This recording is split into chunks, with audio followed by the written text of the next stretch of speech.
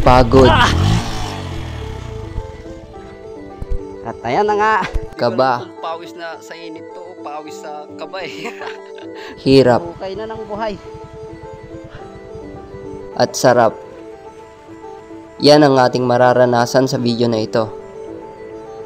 Tara at sabay-sabay nating tunghayan ang makanindig balahibong biyahe na aking naranasan. Ako si Albert, isang lakwatserong artist, at ito ang aking travel and draw, ang kwento ng mga biyaheng hindi drawing.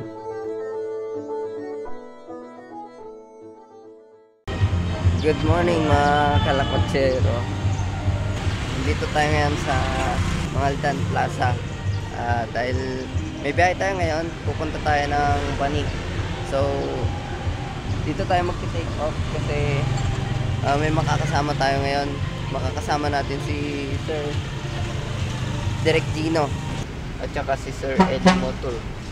Hindi ako yung nag-organize sa ride na to, kaya hindi ko rin masyadong kabisado yung ruta. So, susunod na lang ako sa kanila. Nagsimula ang biyahe dito sa bayan ng Mangaldan.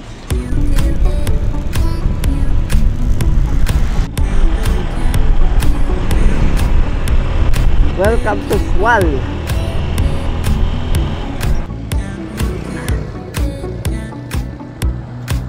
Tuloy-tuloy hanggang marating namin ang liblib na lugar sa bayan ng Bani, Pangasinan. So, di ako pamilyar dito sa lugar, tapos wala din akong idea sa kung anong klaseng kalsada yung dadaanan natin. Basta susunod na lang tayo sa kanila. So, sana kayanin natin.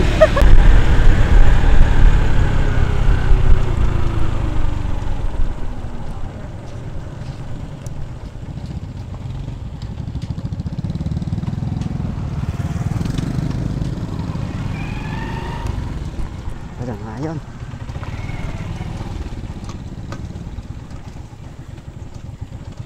Mag-i-start na ang totoong adventure.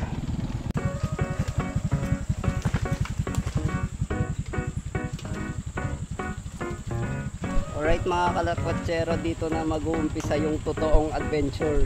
Dahil para sa akin, ngayon ko palang mararanasang daanan yung mga gantong klaseng ruta. Alright mga kalakwatsero, may free na tayong ulam. Ayan o. Talbos ng ampalayang ligaw. Hindi ko alam kung pawis na sa init to o pawis sa kaba eh. Grabe. Hindi ko inasaan ganito pala yung dadatan nating daanan. Uy. Uy. Ay.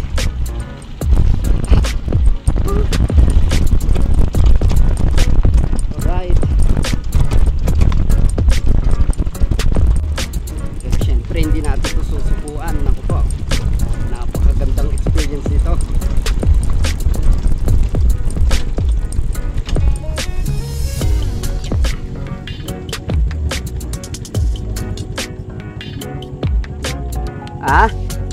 Sige, kayang-kaya yan.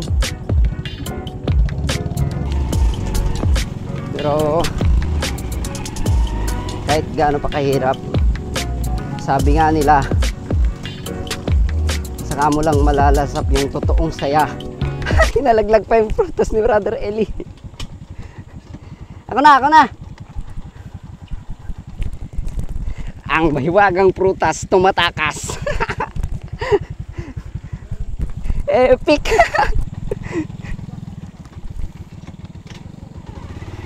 Saan na ba tayo?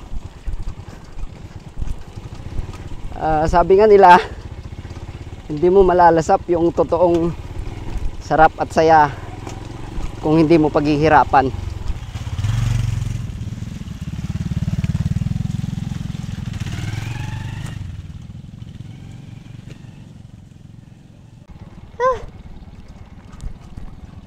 Simentado.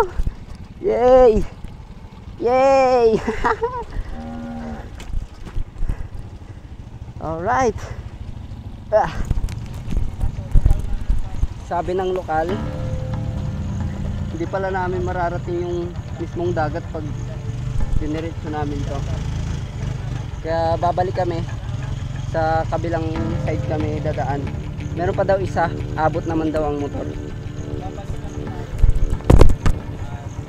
Kaya ang oras natin ay 3:38 na ng hapon. Malapit na kami sa dagat pero wala na pala kami sa Bani. Nasa part na kami ng Agno. Sige, sige.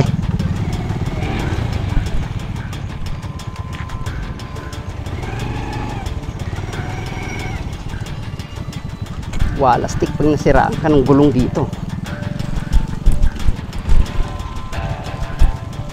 Kaya mo yan, Alpha. Yeah.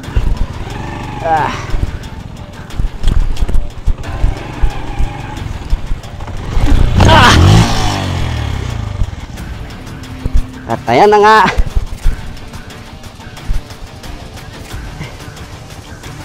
Dumulas. Kaya ko kayang itayo. Mabigat yan, mabigat yan. Naasahan ko na to. Alright, thank you, thank you. Yung gulong ko sa harap. Wala ka yung gulong sa harap. Oo, Mabigas yan. ayos na. Tuloy ang laban. Medyo napuno din kasi ng putik yung gulong ko sa harap. Kaya ayan, dumulas. Grabe. Aba. Barubal talaga ng ano, PG1. Grabe lakas. Hey, dagat na. Ay, sorry, maingay ba ako? Ay.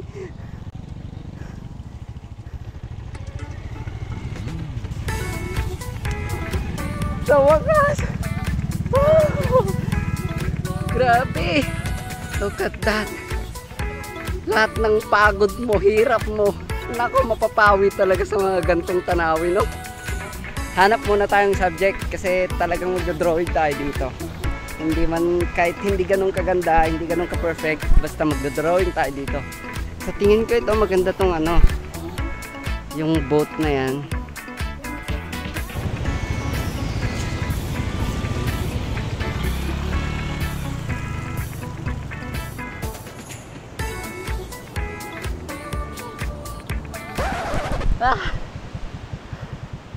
Nahukay na ng buhay. Sabi sa akin, before mag-start ang ride, chill lang daw. Chill moto camping. Grabe, ibang level yung chill dito ah. Scam yung first ride mo ah. Scam.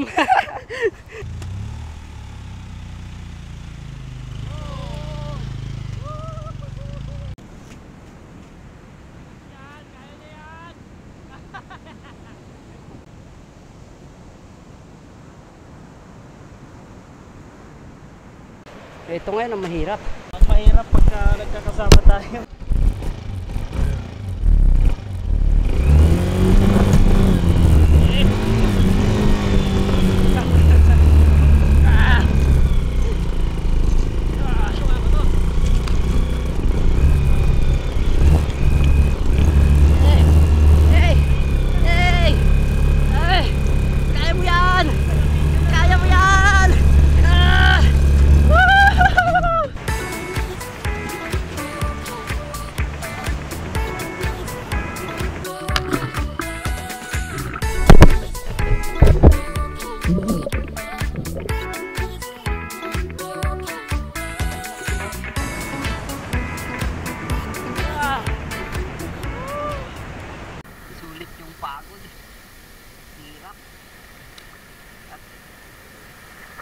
Pawis sa ganito yung dadatnan mo. Grabe, napaka-solid. Napakayaman pa rin talaga ng Pilipinas. Ayan, nakapagsabit na tayo ng ating hammock. Mag-hahammock na lang tayo para madali i-set up. Pero parang gusto ko talaga mag-tent. Ano sa tingin niyo? Ganito ako kagaling mag-set up ng hammock. Ang pangit. O, diba? Ganyan mag-set up ang pro. Pro first timer. Okay, since wala tayong signal, teka, time check muna tayo. 5:53.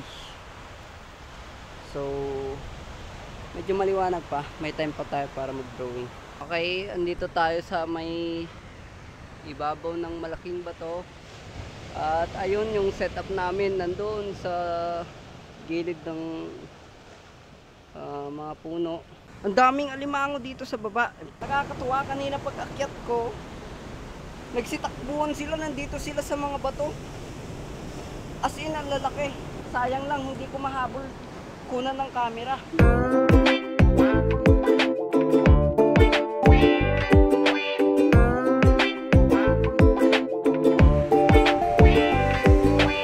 So, tapos na tayo sa sketch.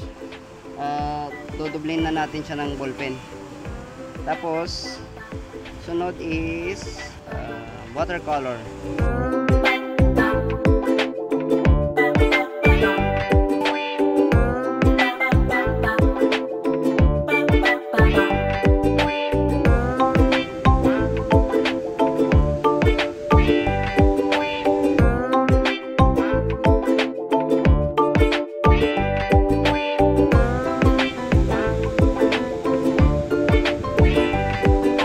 Medyo madilim na. Ang oras natin ay 6:30 na. So wala pang alas 7. Ito na yung sketch natin. Yan. Tapos na siya sa line. And sa wash na lang. Ito yung watercolor natin. Wala tayong lakayan ng tubig, pero good to know na may mga tubig dito na naipon. Kung nakikita nyo, madilim na kasi. Busy yung mga kasama ko doon, oh. Ano, kakayanin pa ba natin to?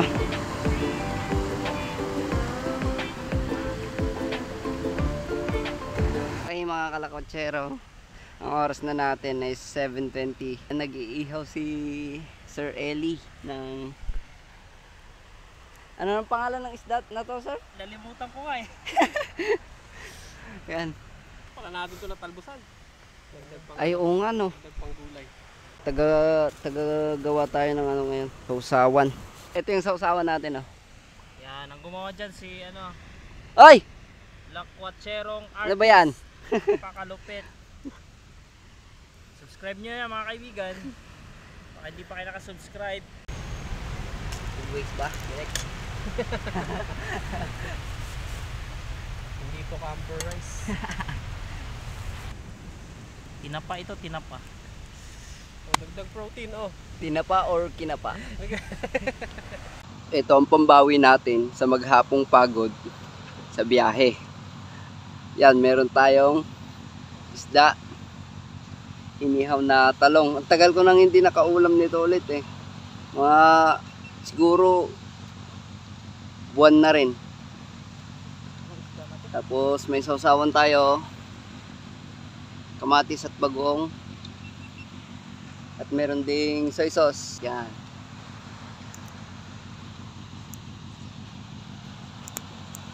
Kain mga kapatid.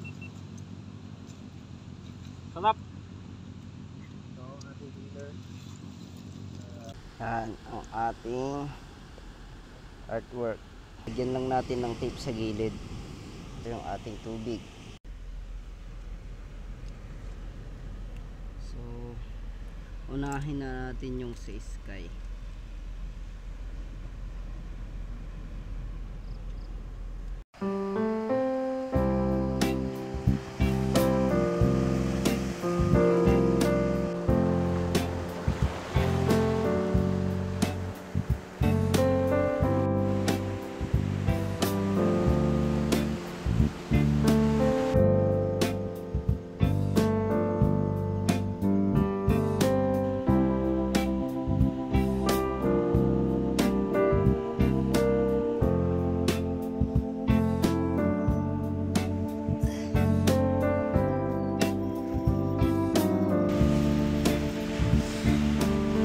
morning mga kalakwatsero. Ay, mula dito sa Agno, sarap ng tulog ko, grabe. Yung artwork natin, natapos pa natin. Ito yung resulta.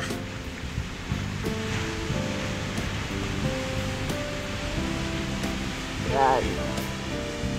Ito yung bangka dun sa bungad kanina. Napakaganda.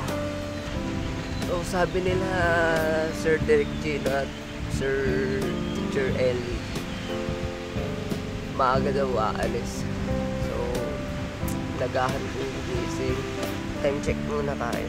5:58 na ng umaga. So umpisan ko lang ligpit yung mga gamit ko para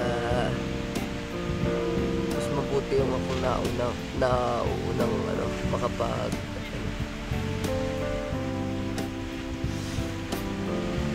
Siyempre, bago tayo alis ay maliligo muna tayo. Sulitin natin yung dagat.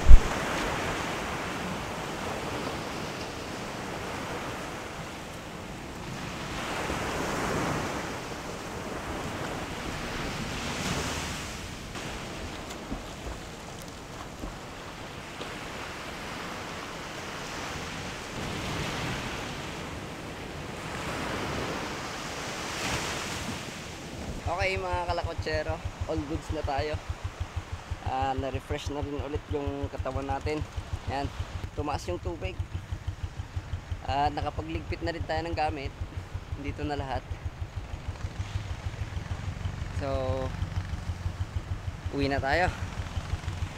Mga kalakwatsero, maraming salamat sa pagsama sa ating biyahe ngayon. Grabe, masasabi kong napakasulit nito. At sobra akong nag-enjoy kahit na sobrang nakakapagod. Pero grabe, ang saya. So si Sir Derek nagliligpit na rin. Si Sir Ellie nauna na dahil may hahabulin daw siya. So ayan, hanggang sa susunod ulit mga kalakwatsero.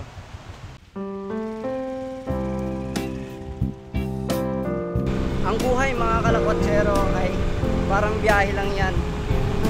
Minsan may mga makikilala ka na mga bagong kaibigan. May mga pagkakataon din na maliligaw ka sa daan. May mga mararanasan kang hindi mo inaasahan. May mga pagkakataon na tutumba ka. Pero dapat matuto kang bumangon. Tsagain mo at patuloy kang mangarap. Dadating yung time na yung inaasam mo sa buhay mo na mararating mo. At pag dumating yung time na yun, huwag mong kalimutang magpasalamat sa Diyos dahil sinamahan ka niya. At syempre, pag narating mo yung pagkakataon na yun, doon mo masasabi na ang sarap pala mabuhay.